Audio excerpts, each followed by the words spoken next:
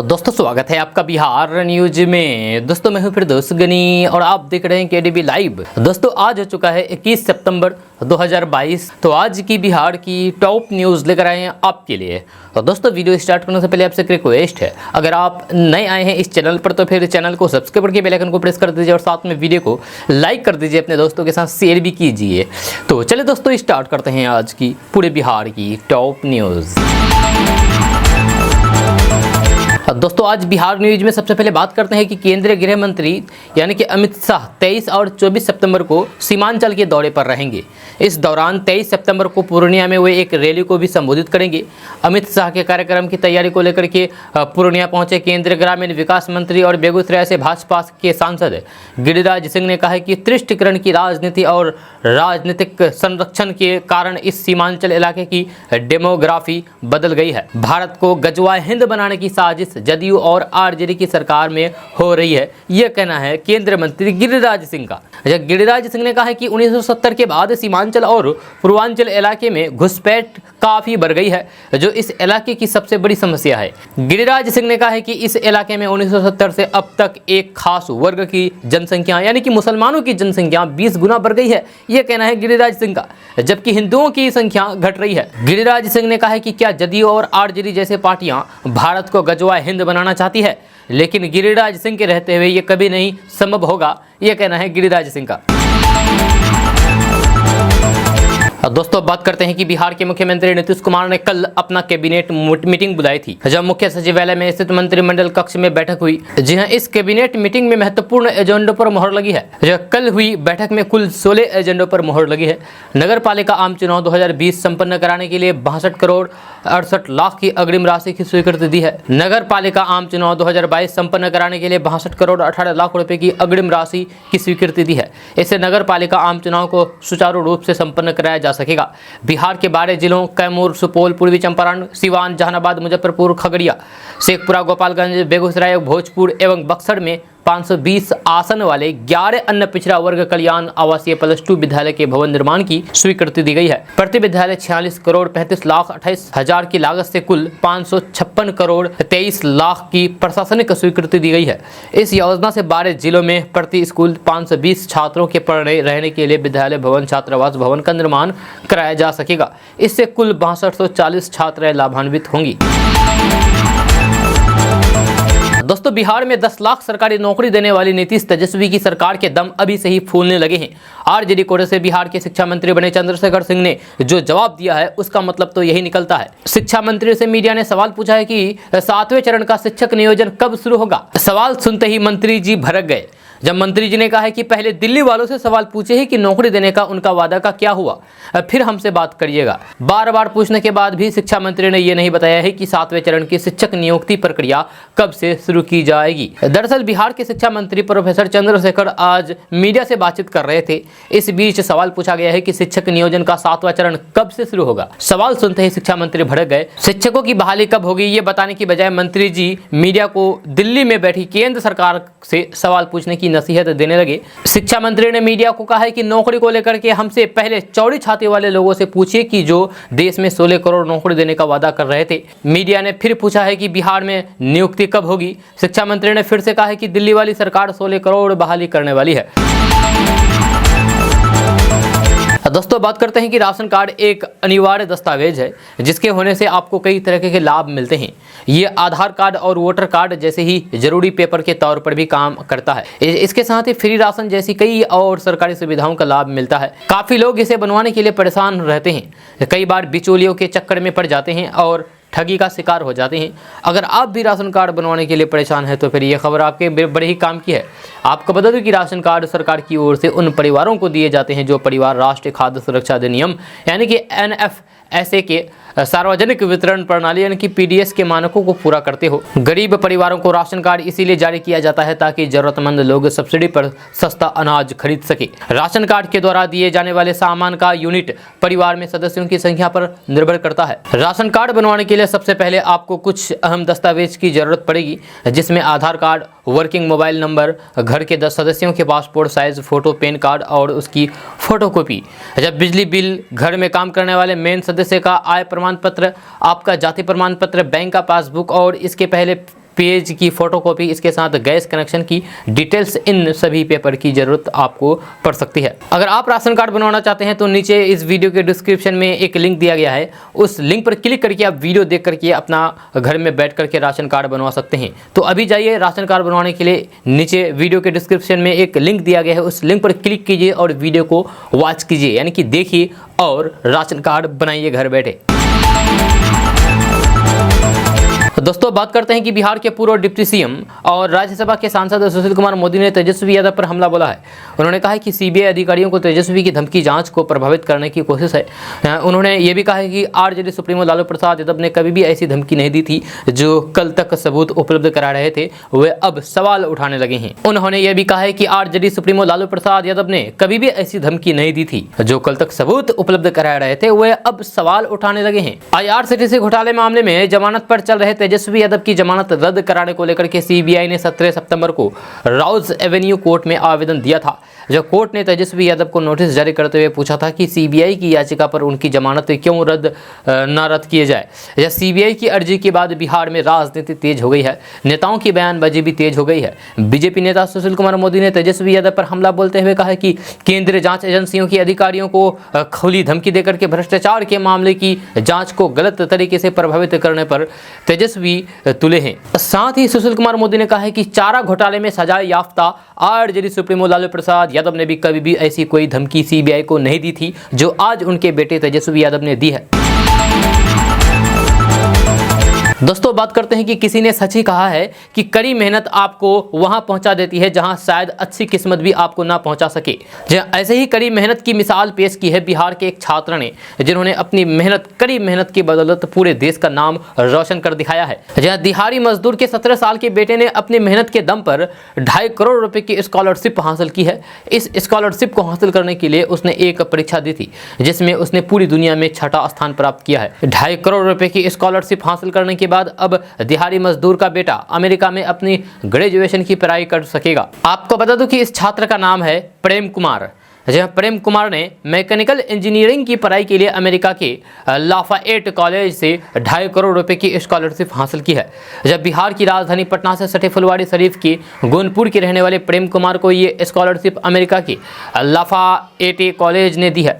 इस स्कॉलरशिप के लिए भारत से 6 नाम भेजे गए थे, जिसमें से बिहार के रहने वाले प्रेम कुमार को ये स्कॉलरशिप दी गई है। झोपड़ी पट्टी में रहने वाले प्रेम कुमार ने ये स्कॉलरशिप अपनी पढ़ाई के दम पर हासिल की है। अगर आप प्रेम कुमार का घर देखेंगे तो फिर हैरान रह जाएंगे। प्रेम कुमार झोपड़ी पट्टी नुमा घर के एक अंधेरे कमरे में लाइट जला करके पढ़ाई किया करता था, लेकिन अब उसकी जिंदगी पूरी तरीके से बदलने वाली है। झोपड़ी पट्टी में पढ़ने वाले प्रेम कुमार अब अमेरिका के एक नामी कॉलेज में मैकेनिकल इंजीनियरिंग की पढ़ाई करेगा। आपको बता दूं कि प्रेम कुमार के पिता दिहाड़ी मजदूरी करते हैं, जब वहीं उसकी माता का देहांत आज से 12 साल पहले जमीन पर सोने के कारण लकवा मारे जाने की वजह से हो गया था। जब प्रेम के पिता ने दिहाड़ी मजदूरी करने के बावजूद भी अपने बेटे की पढ़ाई में कभी भी कोई भी कमी नहीं छोड़ी। पिता और बेटे के इसी प्रयास ने प्रेम कुमार को आज 2.5 करोड़ का स्कॉलरशिप हासिल करने वाला भारत का एकमात्र युवक बना दिया है।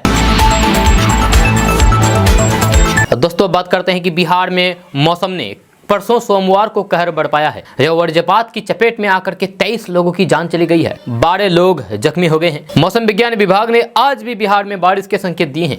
कहा जा रहा है कि अगले 2 दिनों तक मानसून सक्रिय रहेगा, मध्यम दर्जे की बारिश होगी, कुछ इलाकों में तेज बारिश की भी संभावना जताई गई है। कहीं कहीं वज्रपात और मेघ गर्जन का पूर्वानुमान लगाया गया है। मौसम विज्ञान केंद्र पटना के विशेषज्ञ अजित कुमार और संजय कुमार ने कहा है कि दक्षिण पश्चिमी मानसून उत्तर पश्चिमी भाग से लौटने के संकेत दे रहे हैं। इस कारण से बिहार में सितंबर माह के अंत तक मानसून बना रहेगा। इस बीच अगले 2 दिनों तक मानसून सक्रिय रहने के संकेत मिल रहे हैं। वैसे 30 सितंबर तक बिहार में बारिश होने की संभावना जताई जा रही है। दोस्तों बात करते हैं कि बिहार के पटना, सिवान, भागलपुर, पूर्णिया समेत किसी भी जिले में रहने वाले लोग मात्र 285 रुपये में जमीन का नक्शा मंगवा सकते हैं या अपने घर पर जमीन का नक्शा मंगवा सकते हैं। ताजा रिपोर्ट्स के मुताबिक बिहार राजस्व एवं भूमि सुधार विभाग अब लोगों के घर पर जमीन नक्शा पहुंचाने की प्रक्रिया को शुरू कर दिया है। इसके लिए डाक विभाग के साथ समझौता किए हैं। खबर के अनुसार अगर आप ऑनलाइन आवेदन करके जमीन का नक्शा अपने घर पर मंगवाते हैं तो फिर एक बार में 5 सीट नक्शा मंगवा सकते हैं, जिसमें एक सीट की कीमत 285 रुपये निर्धारित किया गया है। ये पैसा आपको आवेदन के दौरान ऑनलाइन के द्वारा ही जमा करना होगा, यानी कि नक्शा मंगवाने से पहले ही आपको 285 रुपया पैसा ऑनलाइन जमा करना होगा। उसके बाद आपके घर पर 1 सप्ताह के अंदर नक्शा आ जाएगा। आपको बता दें कि जमीन का नक्शा मंगवाने के लिए आवेदन करते समय आप जो भी एड्रेस देंगे उसी पते पर डाक विभाग के कर्मचारी के द्वारा जमीन नक्शा आएगा। इसीलिए आपको अगर जमीन का नक्शा चाहिए तो फिर आप अपने घर का एड्रेस अच्छे तरीके से दर्ज करें और अपने घर पर नक्शा मंगवाएं। आपको बता दूं कि अगर आप भी जमीन का नक्शा मंगवाना चाहते हैं तो आप इस वीडियो के नीचे डिस्क्रिप्शन में एक लिंक दिया गया है जमीन का नक्शा मंगवाने के लिए, उस लिंक पर क्लिक करके आप वीडियो को देख करके अपने घर से ही ऑनलाइन के द्वारा ज़मीन का नक्शा मंगवा सकते हैं। तो आप अभी जाइए, वीडियो के डिस्क्रिप्शन में लिंक दिया गया है ज़मीन का नक्शा मंगवाने के लिए, उस लिंक पर क्लिक कीजिए और वीडियो देख करके अपने घर से ही ज़मीन नक्शा मंगवाइए। दोस्तों बात करते हैं कि बिहार में रहने वाले लोगों के लिए अच्छी खबर सामने आ रही है। ताज़ा रिपोर्ट्स के अनुसार बिहार के पटना, मुजफ्फरपुर, भागलपुर समेत 37 जिलों में रजिस्ट्री शटल सेवा शुरू हो गई है। इस सेवा से बिहार के लोगों को जमीन रजिस्ट्री कराने में आसानी होगी। खबर के अनुसार इस रजिस्ट्री शटल सेवा के तहत बिहार में दस्तावेजों का निबंधन कराने वालों को बिहार सरकार अपनी बसों में बिठा करके रजिस्ट्री कार्यालय तक ले जाएगी। रजिस्टर्ड कराने वाले पक्षकार अब रजिस्ट्री कार्यालय फ्री में बस से आ जा सकेंगे। यानी कि अगर आप जमीन का रजिस्टर करवाने वाले हैं तो फिर आपको सरकार घर से बस में बैठा करके रजिस्ट्री कार्यालय में पहुंचाएगा। उसके बाद फिर रजिस्ट्री कार्यालय से बस में बैठा करके घर तक ला करके छोड़ देगा। ये योजना बिहार सरकार की तरफ से लागू की गई है। आपको बता दें कि विभाग के द्वारा सभी निबंधन कार्यालयों को यानी कि रजिस्टर्ड कार्यालयों को हर दिन होने वाले डीड के अनुसार बस की उपलब्धता कराने के निर्देश दिए गए हैं। बिहार में अब कोई भी पक्षकार निबंधन के लिए बुकिंग करेंगे तो फिर उनके सामने बस सेवा का विकल्प आएगा, वह अपने हिसाब से समय का चयन कर सकते हैं। जमीन या फिर फ्लैट के एक निबंधन पर दोनों पक्षों को मिला करके 5 से 6 लोगों को सरकार के द्वारा बस सेवा फ्री में उपलब्ध कराएगी। आपको बता दूं कि सोमवार को बिहार में रजिस्ट्री शटल सेवा के तहत 200 बसें चलाई गई है। हालांकि ये सेवा अभी मधुबनी में शुरू नहीं हुई है, बाकी सभी जिलों में शुरू हो गई है। दोस्तों बात करते हैं कि बिहार की राजधानी पटना से बड़ी खबर सामने आ रही है। ताज़ा रिपोर्ट्स के मुताबिक अगर आप बिहार बोर्ड से पुराने सर्टिफिकेट निकालते हैं तो फिर इसके लिए आपको 2500 रुपये देने होंगे, तभी आप बिहार बोर्ड से अपना सर्टिफिकेट प्राप्त कर सकते हैं। खबर के अनुसार बिहार बोर्ड के छात्रों को 15 वर्ष एवं 15 वर्षों के बाद के कागजात निकालने के लिए 2500 रुपये देने होंगे। इसको लेकर के बोर्ड ने सभी 9 प्रमंडल के क्षेत्रीय कार्यालयों में सोमवार को नोटिस भेज दिया है, यानी कि अब स्टूडेंट को सर्टिफिकेट के लिए पैसा देना होगा। आपको बता दूं कि इससे पहले बिहार बोर्ड बिना किसी शुल्क के स्टूडेंट के सर्टिफिकेट और मार्कशीट देता था, लेकिन अब इसके लिए लोगों को पैसा देना पड़ेगा। इसको लेकर के बिहार बोर्ड के द्वारा दिशा निर्देश जारी कर दिया गया है। दोस्तों बात करते हैं कि बिहार के पटना, पूर्णिया, नालंदा समेत 38 जिलों में रहने वाले 12वीं पास के युवाओं को आगे की पढ़ाई के लिए सरकार के द्वारा बिना ब्याज 4 लाख रुपए तक का लोन दिया जाएगा और ये दिया भी जा रहा है। इस लोन की मदद से बिहार के युवा देश भर में कहीं भी पढ़ाई कर सकते हैं। खबर के अनुसार अगर आपकी आर्थिक स्थिति अच्छी नहीं है और आप 12वीं के बाद medical engineering, management, BSc nursing, BCom, MBA, कृषि, फार्मा, डिप्लोमा, BBA, BBM आदि की पढ़ाई करना चाहते हैं तो फिर आप इसके लिए लोन ले सकते हैं। आपको बता दूं कि नीतीश सरकार स्टूडेंट क्रेडिट कार्ड योजना के तहत बिहार के युवाओं को 4 लाख तक का लोन उपलब्ध कराती है। वहीं इस योजना के तहत जरूरत के अनुसार लैपटॉप, रहने और फिर खाने के लिए राशि भी उपलब्ध कराई जाती है। अगर आप इसके लिए आवेदन करना चाहते हैं तो बिहार के किसी भी जिले में रहने वाले युवा अगर बिहार स्टूडेंट क्रेडिट कार्ड योजना के तहत लाभ लेना चाहते हैं तो फिर आधिकारिक वेबसाइट www.satnischay/yuva-mission.bihar.gov.in पर जाकर के अप्लाई कर सकते हैं ऑनलाइन के द्वारा। आवेदन करने के लिए दस्तावेजों के बारे में बात किया जाए तो आधार कार्ड, पैन कार्ड, बैंक खाता, माता पिता का बैंक खाता, फोटो, योग्यता प्रमाण पत्र आदि चाहिए। दोस्तों बात करते हैं कि बिहार के पटना, पूर्णिया, नालंदा समेत सभी जिलों की बेटियों के खाते में नीतीश सरकार 25-25 हजार रुपये भेजने वाली है।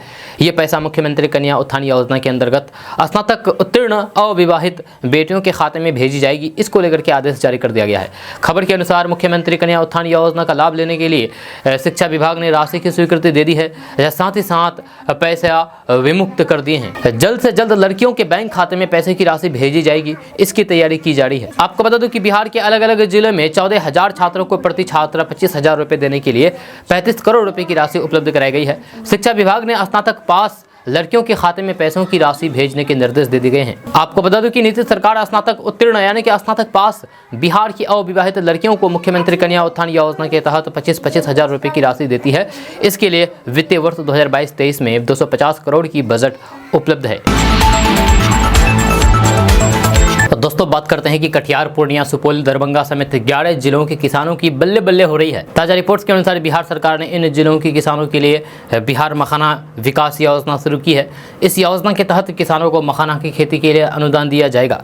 खबर के अनुसार बिहार के इन जिलों में अगर कोई व्यक्ति मखाना की खेती करता है तो फिर मखाना विकास योजना बिहार के तहत उच्च उत्पादकता को प्राप्त करने के लिए किसानों को कुल लागत का 75% या फिर अधिकतम 72 रुपये का अनुदान दिया जाएगा। आपको बता दूं कि इस योजना में चुने जाने के लिए प्रत्येक वर्ग से 30% महिलाओं की भागीदारी सुनिश्चित की जा रही है। इस योजना का मुख्य उद्देश्य बिहार के इन जिलों में मखाना की खेती को बढ़ावा देना है ताकि ज्यादा से ज्यादा लोग इस खेती में जुड़ सके। बिहार के कटिहार, पूर्णिया, किशनगंज, सुपौल, अररिया, सहरसा, पश्चिमी चंपारण, दरभंगा, सीतामढ़ी, मधेपुरा, मधुबनी जिलों में इस योजना का लाभ दिया जा सकता है। चयनित जिलों के लक्ष्य के अंतर्गत 16% अनुसूचित जाति तथा 1% अनुसूचित जनजाति की भागीदारी भी सुनिश्चित की जाएगी। आप 20 सितंबर तक आवेदन को पूरा करें। आवेदन करने के लिए वेबसाइट के बारे में बात करें तो फिर www.horticulture.bihar.gov.in वेबसाइट पर जाकर के आप इसके लिए आवेदन कर सकते हैं।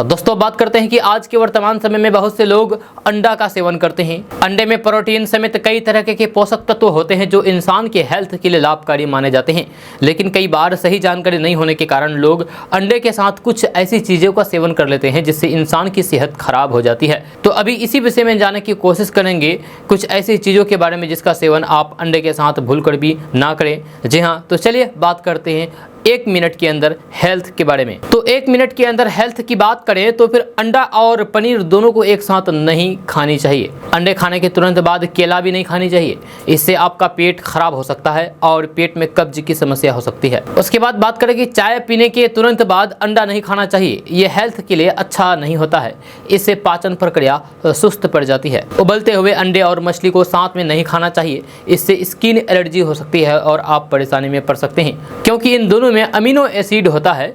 अगर ये ज़्यादा खा लिया जाए तो फिर टॉक्सिक हो सकता है, इसलिए इस बात का आप ध्यान रखें। उसके बाद सोया मिल्क के साथ अंडे का सेवन नहीं करनी चाहिए, क्योंकि दोनों में ही अत्यधिक प्रोटीन होता है, इसलिए इसके ज़्यादा सेवन से प्रोटीन पचाने में दिक्कत हो सकती है। दोस्तों अब खबर बिहार के जहानाबाद जिले की है, जहां महिला मरीज की जान जाने के बाद सदर अस्पताल में हंगामा हुआ, जमकर के हंगामा हुआ। दरअसल सांप काटने के बाद मरीज को सदर अस्पताल लाया गया था, जहां डॉक्टर और नर्स की लापरवाही से जान चली गई। घटना के तुरंत बाद हंगामा होते देख करके डॉक्टर्स और स्वास्थ्यकर्मी अस्पताल से भाग निकले। जब महिला अस्पताल आई तो फिर नर्स और डॉक्टर दवा ढूंढते रह गए और तड़पते हुए मरीज की जान चली गई। महिला मरीज के शरीर में सांप का जहर फैलता जा रहा था, लेकिन डॉक्टर ने अपना पल्ला झाड़ने के लिए उसे पटना पीएमसीएच रेफर कर दिया। ये लापरवाही तब दिखाई गई जब जिला के डीएम रिची पांडे ने 3 दिन पहले ही स्वास्थ्य विभाग की बैठक बुलाई थी और अधिकारियों को निर्देश दिया था कि किसी भी मरीज के इलाज में कोई लापरवाही बर्दाश्त नहीं की जाएगी। दोस्तों अब बात करते हैं कि बिहार के मुख्यमंत्री नीतीश कुमार ने कहा है कि बिहार में उद्यमिता को बढ़ावा देने के लिए सरकार की ओर से कई कदम उठाए जा रहे हैं। नीतीश कुमार ने सोमवार को यहां उनकी अध्यक्षता में उद्योग विभाग की हुई बैठक में कहा है कि बिहार में उद्यमिता को बढ़ावा देने के लिए कई कार्य किए गए हैं। बिहार में सूक्ष्म, लघु और मध्यम उद्योग की काफी संभावना है। बिहार औद्योगिक निवेश प्रोत्साहन नीति के अंतर्गत निवेश को प्रोत्साहन करने के लिए कई सुविधाएं दी गई है। जहां निवेशकों की सुविधा के लिए राज्य सरकार द्वारा कई प्रकार की रियायतें दी जा रही है। इसकी पूरी जानकारी सभी को दें। जय नीतीश कुमार ने कहा है कि बिहार में उद्यमिता को बढ़ावा देने के लिए कई कदम उठाए जा रहे हैं। सभी वर्गों के लिए रोजगार सृजन एवं उनकी आमदनी में वृद्धि के लिए सरकार पूरी तरीके से प्रयासरत है। मुख्यमंत्री उद्यमी योजना के अंतर्गत बिहार के अनुसूचित जाति, अनुसूचित जनजाति, अति पिछड़ा वर्ग एवं महिला उद्यमियों को 10 लाख रुपए तक की सहायता दी जा रही है, जिसमें 5 लाख रुपए का अनुदान एवं 5 लाख रुपए तक ब्याज मुक्त ऋण उपलब्ध कराए जा रहे हैं।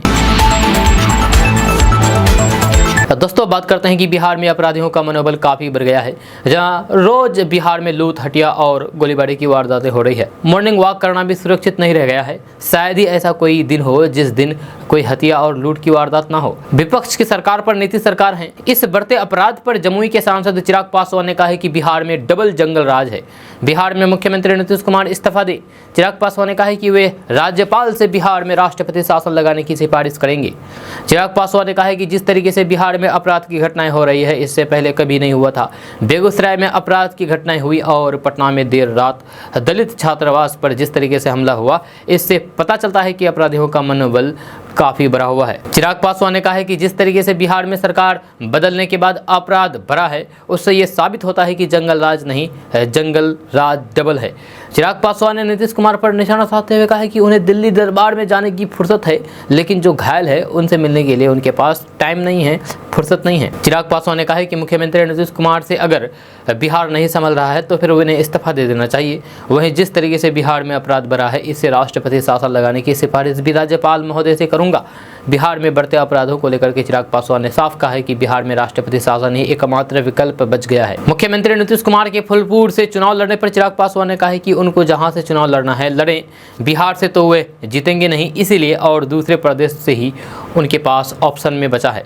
चिराग पासवान ने कहा है कि जब तक बिहार के मुख्यमंत्री हैं, बिहार में शासन व्यवस्था को ठीक रखें।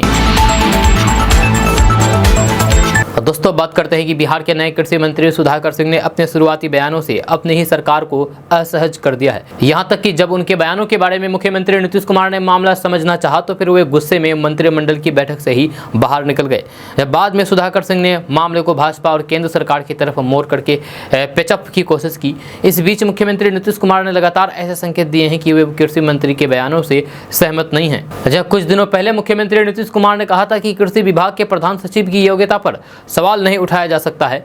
ये बयान सुधाकर सिंह के उस बयान के खिलाफ था जिसमें उन्होंने कहा था कि उनके विभाग के सारे अफसर चोर हैं।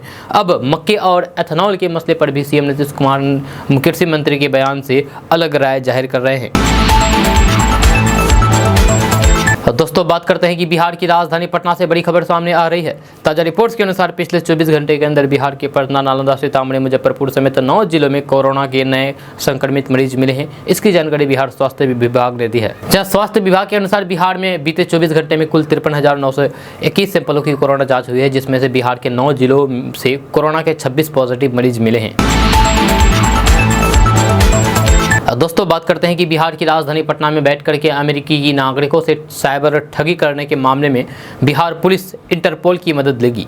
एडीजी मुख्यालय जीएस गंगवार ने पटना में कहा है कि दीघा थाना पुलिस ने साइबर ठगी से जुड़े मामले में 3 साथियों को गिरफ्तार किया है। पश्चिम बंगाल के रहने वाले इन ठगों ने लोगों को फंसाने के लिए rent centre, Skype, text now जैसे ऐप का इस्तेमाल किया था। ठगी का ये मामला विदेश से जुड़ा हुआ है, लिहाजा इसकी जांच के लिए इंटरपोल की मदद ली जाएगी।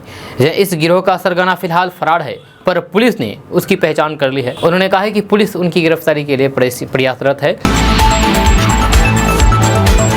दोस्तों बात करते हैं कि जदयू के राष्ट्रीय अध्यक्ष ललन सिंह ने बाढ़ में कई जगहों पर आयोजित जनसभा और अभिवादन कार्यक्रम में कहा है कि नीतीश कुमार जैसा प्रभावशाली व्यक्ति केंद्र में दूसरा कोई नहीं है। एकजुट होकर के हम लोग केंद्र में अपनी सत्ता स्थापित करेंगे और जन विरोधी भाजपा की सरकार को हटाएंगे। वहीं पर सभा में ही जदयू अध्यक्ष ललन सिंह के सामने भी नीतीश कुमार का नारा लगाया। महागठबंधन सरकार बनने के बाद ललन सिंह ने पहली बार बाढ़ विधानसभा क्षेत्र में आधा दर्जन गाँव का दौरा किया। कई जगहों पर जनसंवाद में केंद्र सरकार पर जम करके हमला बोला। ललन सिंह ने मोदी सरकार पर हमला बोलते हुए कहा है कि बिहार में नीतीश कुमार ने 17 सालों के दौरान विकास का कीर्तिमान स्थापित किया है। इस दौरान एक तरफ महिला सशक्तिकरण में बिहार ने देश भर में बेहतर प्रदर्शन किया है, वहीं दूसरी तरफ जीविका समूह के जरिए अर्थव्यवस्था को नई दिशा और दशा प्रदान की गई है। नीतीश कुमार के नेतृत्व में बिहार ने हर क्षेत्र में उल्लेखनीय मुकाम हासिल किया है। अब केंद्र की तरफ से अभियान शुरू किया गया है। उन्होंने आरोप लगाया है कि केंद्र सरकार महंगाई और बेरोजगारी बढ़ाने में लगी है। वादा खिलाफी करने में केंद्र सरकार ने कोई कोर कसर नहीं छोड़ा है। भाजपा को सत्ता से बेदखल करने के लिए अब बिहार एकजुट होकर के काम कर रही है। दोस्तों बात करते हैं कि आज बिहार के 20 जिलों में पेट्रोल डीजल के दाम गिर गए हैं। तेल कंपनियों ने आज का रेट जारी कर दिया है। उसके मुताबिक 16 जिलों में तेल के दाम बढ़ गए हैं, वहीं 2 जिलों में पेट्रोल डीजल के दाम में कोई बदलाव नहीं हुआ है। ताज़ा रेट चार्ट के मुताबिक बिहार के भागलपुर, कटिहार, लखीसराय, किशनगंज, मुंगेर, मधुबनी, मुजफ्फरपुर, पूर्णिया, रोहतास, वैशाली, शिवहर, सीतामढ़ी जिलों में तेल के दाम में कमी की गई है। दूसरी ओर 16 जिलों में तेल कंपनियों ने दाम बढ़ा दिए हैं। जब बिहार के बांका, बेगूसराय, गया, खगड़िया, कैमूर, मधेपुरा, नालंदा, सहरसा, शेखपुरा, गोपालगंज जिलों में तेल आज महंगा हो गया है। राजधानी पटना में पेट्रोल डीजल महंगा हुआ है। यहाँ पेट्रोल की कीमत में 64 पैसे और डीजल में 60 पैसे प्रति लीटर की बढ़ोतरी दर्ज की गई है। दोस्तों, बात करते हैं कि बिहार में अपराध का ग्राफ तेजी के साथ बढ़ रहा है। इस बार राजधानी पटना में बदमाशों ने रिटायर्ड डीएसपी को ही अपना निशाना बना लिया और उनके साथ जमकर के मारपीट की। रिटायर्ड डीएसपी नरेश प्रसाद शर्मा है, जिन्हें अपराधियों ने बुरी तरीके से पीटा है। जब वे केस दर्ज कराने के लिए थाने गए तो फिर वहां भी उनकी मदद नहीं की गई। वारदात राजीव नगर थाना अंतर्गत जयप्रकाश नगर नाले के पास की है। घटना से जुड़ी जो जानकारी सामने आई है उसके मुताबिक रिटायर्ड डीएसपी अपनी कार में बैठे थे। इसी दौरान बाइक सवार बदमाशों ने उनकी गाड़ी ठोक दी। जब नरेश प्रसाद ने इसका विरोध किया तो फिर युवकों ने रिटायर्ड डीएसपी के साथ मारपीट शुरू कर दी। बदमाशों ने उन पर जमकर के लाठियां बरसाई। घटना के बाद नरेश प्रसाद शर्मा सीधे राजीव नगर थाने पहुंच गए और युवकों के खिलाफ नामजद केस दर्ज कराया। रिटायर्ड डीएसपी ने मारपीट करने वाले 2 युवकों को खुद ही पकड़ लिया और उन्हें पुलिस के हवाले कर दिया। हैरानी की बात यह रही कि जब रिटायर्ड डीएसपी थाने पहुंचे तो फिर मुंशी और अन्य पुलिसकर्मी ने आरोपियों को बच्चा बताते हुए मामले की सुलह कर देने की बात कही है। जब थाने में कोई भी कार्रवाई करने के लिए तैयार नहीं हुआ, जिसके बाद दोनों युवकों को थाने से छोड़ दिया गया। अंत में नरेश प्रसाद विधि व्यवस्था संजय कुमार के पास गए, तब जाकर के मामला शांत हुआ। दोस्तों, बात करते हैं कि बिहार में हो रहे नगर निकाय चुनाव में आरक्षण को लेकर के पेंच फंस सकता है। निकाय चुनाव में आरक्षण को लेकर के मामला सोमवार को सुप्रीम कोर्ट में गया। सुप्रीम कोर्ट में एक याचिकाकर्ता ने ओबीसी आरक्षण के लिए सुप्रीम कोर्ट की तरफ से जारी निर्देशों को लागू करने के लिए राज्य और उनके पदाधिकारियों को निर्देश देने का अनुरोध किया था। इस मामले पर सुनवाई करते हुए सुप्रीम कोर्ट ने पटना हाईकोर्ट से जल्द सुनवाई करने के लिए कहा है। सुप्रीम कोर्ट ने स्थानीय निकायों में अन्य पिछड़ा वर्ग यानी कि ओबीसी आरक्षण को लागू करने वाली याचिका पर सुनवाई करते हुए कहा है कि पटना हाईकोर्ट इस मामले में जल्द सुनवाई करे। याचिकाकर्ता सुनील कुमार की तरफ से सुप्रीम कोर्ट का दरवाजा खटखटाया गया था। दोस्तों, बात करते हैं कि एक और मुख्यमंत्री नीतीश कुमार के आगामी लोकसभा चुनाव में उत्तर प्रदेश के फूलपुर से चुनाव लड़ने की बातें हो रही है, तो वहीं दूसरी ओर फूलपुर में अब वीआईपी प्रमुख मुकेश सहनी निषाद रैली करने की तैयारी में है। सूत्रों के अनुसार आगामी नवंबर में मुकेश सहनी फूलपुर निषाद रैली करेंगे। फूलपुर में जातीय समीकरण के हिसाब से निषाद मतदाताओं की प्रभावशाली उपस्थिति है। दरअसल फूलपुर में सबसे ज्यादा आबादी पटेल यानी कि कुर्मी की है, या फिर यादव और मुस्लिम की आबादी है, जबकि निषाद भी निर्णायक भूमिका में है। ऐसे में निषाद वोट बैंक को साधने और फिर उन्हें अपने पक्ष में गोल बंद करने के लिए मुकेश सहनी निषाद रैली की तैयारी में है। जी हाँ, उत्तर प्रदेश में निषाद मतदाताओं की संख्या न सिर्फ फूलपुर बल्कि पूरे प्रयागराज बेल्ट में निषाद वोट बैंक की अच्छी खासी आबादी है। इसी वोट बैंक पर निषाद या नेता यानी कि वीआईपी प्रमुख मुकेश सहनी की नज़र है। बिहार में खुद को निषाद समुदाय के नेता के रूप में स्थापित कर चुके मुकेश सहनी अब उत्तर प्रदेश में भी वही करना चाहते हैं। पिछले यूपी विधानसभा चुनाव में भले ही उन्हें सफलता नहीं मिली थी, लेकिन वे अपने संगठन को मजबूत करने के लिए प्रयासरत है। इसीलिए उन्होंने इस बार फूलपुर में निषाद रैली आयोजित करने की तैयारी में है। हालांकि मुकेश सहनी को लेकर के भाजपा भी सक्रिय है। बीजेपी ने भले ही बिहार में मुकेश सहनी को झटका दिया था, लेकिन बदलती राजनीतिक परिस्थिति में फिर से भाजपा उन्हें अपने खेमे में लाना चाहती है। पर मुकेश सहनी के तय कार्यक्रम से लग रहा है कि बीजेपी के लिए अपने प्लान को अंजाम पहुंचाना उतना आसान नहीं है। उन्होंने इसी कारण अब भाजपा के घर यानी कि यूपी में निषाद वोट बैंक को अपने खेमे में करने की योजना बनाई है। दोस्तों, बात करते हैं कि बिहार के मुख्यमंत्री नीतीश कुमार इन दिनों एक्शन में हैं। जनता दरबार लगा करके लोगों की शिकायतें और फरियाद सुनने का सिलसिला बढ़ता जा रहा है। जब सोमवार को जनता दरबार में ज़्यादातर शिकायतें पंचायतों से जुड़ी हुई रही, जब लोगों ने बिना काम कराए पैसे निकालने के मामले में शिकायत की। जब मुख्यमंत्री नीतीश कुमार ने बिहार के मुख्य सचिव और पंचायती राज विभाग को तलब करके इस तरीके के फ्रॉड और पैसों के गबन की जाँच का आदेश दिया है। गाँव में अभी तक पक्की सड़क और नाली का निर्माण नहीं होने की शिकायत भी मुख्यमंत्री तक पहुँची। इस पर एक्शन लेते हुए मुख्यमंत्री नीतीश कुमार ने संबंधित विभाग को जल्द कार्य पूरा करने का निर्देश दिया है। उन्होंने कहा है कि लोगों की मूल जरूरतों को पूरा करने का विभाग पूरा ध्यान रखे। पंचायतों के काम में घटिया बिल्डिंग मटेरियल, फरियादियों ने नीतीश कुमार से पंचायत भवन का निर्माण घटिया सामग्री किए जाने की शिकायत भी की है। दोस्तों बात करते हैं कि रोड पर कार हो या फिर मोटरसाइकिल चलाते वक्त ट्रैफिक रूल्स का पालन करना बेहद ज़रूरी होता है, लेकिन कई बार लोग जल्दबाजी, अनजाने या फिर किसी अन्य वजह से कई सारे नियमों का पालन करना भूल जाते हैं, जैसे बाइक पर हेलमेट लगाना, कार में सीट बेल्ट और रेड लाइट क्रॉस करना आदि। ऐसे में ट्रैफिक पुलिस को वाहन मालिक के खिलाफ कार्रवाई करना पूरा अधिकार होता है। ट्रैफिक पुलिस की कार्रवाई के दौरान कई बार कुछ पुलिस वालों की बदसलूकी भी देखने को मिलती है, जहाँ वे कई बार बाइक से बिना इजाज़त चाबी निकाल लेते हैं, तो फिर कई बार बिना वजह टायर की हवा निकाल देते हैं। क्या आपने भी ये सोचा है कि इस तरह का व्यवहार करना सही है या फिर नहीं? ये आप जरूर सोचे होंगे, और आप ये भी सोचे होंगे, आपके दिमाग में ये भी सवाल आ रहा होगा कि क्या कानून पुलिस को इस तरह का व्यवहार करने की इजाज़त देता है? ये आपका सवाल होगा। तो चलिए क्या कहता है नियम और कानून, बात करते हैं इसके बारे में। तो चेकिंग के दौरान पुलिस को अपनी गाड़ी की चाबी निकालने और फिर हवा निकालने का अधिकार नहीं है। अगर कोई सिपाही आपकी गाड़ी से चाबी या निकाल रहा है तो फिर ये नियम के खिलाफ है।